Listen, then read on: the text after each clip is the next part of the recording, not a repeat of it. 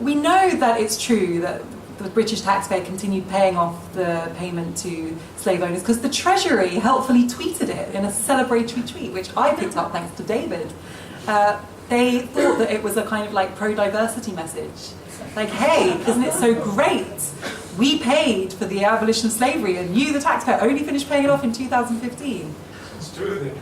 Yeah, but it's also in line with the greater narrative around abolition, which is that it was this great thing that the benevolent British taxpayer did for those poor, wretched Africans, when actually it was money for slave owners to compensate them. No compensation was ever given to slaves.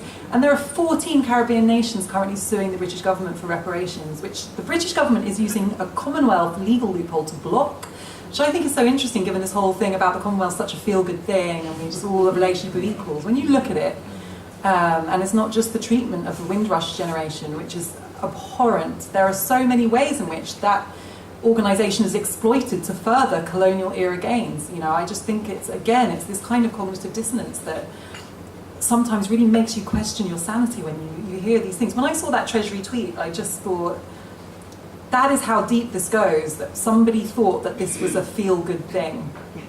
You know, they really, really don't get it. And they've got that from somewhere. This is because of the way abolition is taught as this great thing that we did. And as if it kind of magically converted the life of slaves into these affluent, opportunity-laden experiences overnight.